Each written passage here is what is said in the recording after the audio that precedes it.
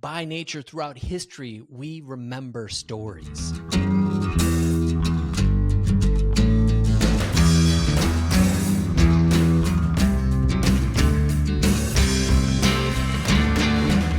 Welcome to another $4 million podcast, the best 4 minutes in business. We're here today with Angus Nelson. Check out his website at angusnelson.com.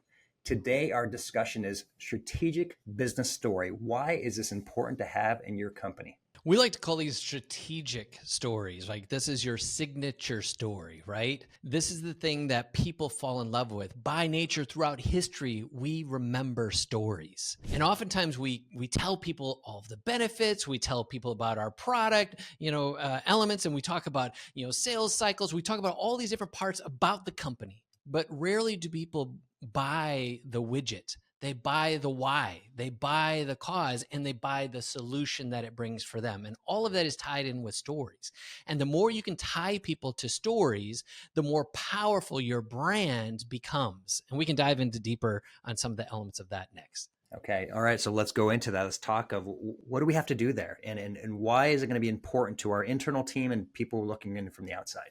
So I like to say that there's three main stories you want to be able to tell. One is the founding story. Where do we come from? How did we get here? What was the origin of this business? Or if you're a solopreneur of you as the leader, like, how did you discover this space? How did you discover this service or product? The second thing you have to tell is the story of the actual product. Like, how does it help people? How is this going to change my life? How is it going to get me more time? How is this going to get me out of the garage or stop having to climb up for the gutter? The third story you got to tell is, what has it done for other people? What's the testimonials? What's the transformation? They once were this and now they are that. And if you have those three strategic stories locked in step, you have the success of a good brand that people can fall in love with.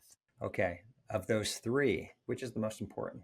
Well, obviously, the most important is the fact that you have done it for other people. Testimony, testimony, testimony. The more testimonials, the more powerful it becomes. But I would bridge that also with, they have to know that this brand is like, know, and trust. So there's also the element of, you've been around the block, you know what you're doing, you have credibility, you have experience. But the other side of this is, I have to see me in this brand story. And I typically see that through your customers. And so I'm going to have two questions in my head. Does this sound real? Does this sound authentic? So the story's got to tell a real story. But then number two is, I have to buy into the story bridging to me. Yes, you can do it for Joe. Yes, you can do it for Sally. Yes, you can do it for Shaniqua. But can you do it for me? I need to feel that story to such a degree that I feel committed to your brand, that you believe in me, or you can help me, or you can solve my problem. Don't just solve others, but it's got to be told in such a way that I see myself in that story too.